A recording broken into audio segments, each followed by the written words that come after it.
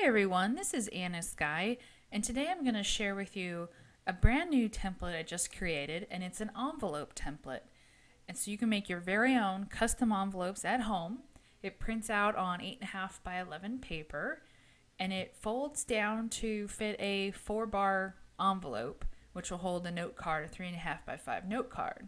And what's really great about this is you can actually custom color the envelope just like you would any of the other Photoshop invitations I've been demonstrating.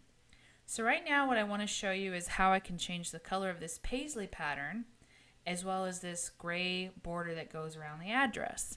And to do that, you come over here to your layers panel, and if you have opened Photoshop for the first time and you don't see these layer panels and text panel, navigator panel, simply go up to Window and Workspace and select Default Workspace. And that will bring up these panels if you don't see them when you first launch Photoshop. Just a little tip there.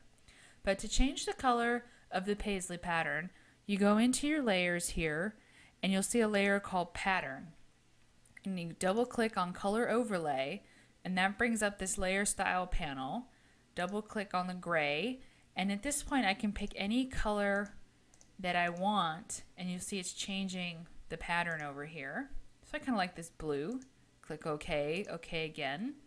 And if you want to change this scroll border that goes around the address, you go up here to Outer Frame.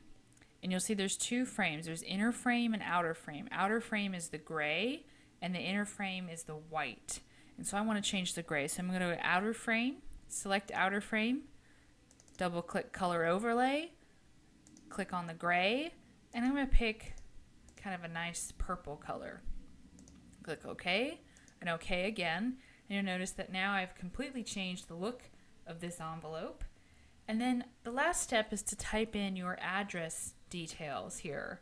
So to change the return address, you'll see that the return address is on its own layer, and the to address, where it says Martha Stewart, is on a second layer.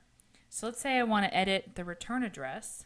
Click the text tool, put my cursor right in front of the A, click and highlight, and I can type in any name I want. So I can do Miss Jones.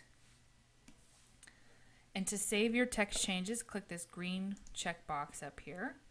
And then to change the Martha Stewart, say my to address, I'm going to get my text tool, come over to the M in Martha Stewart, highlight it, and type in Mr. Jones. And at this point it's just like any text editor. You can add carriage returns if you need to add another address line. You can also change the color.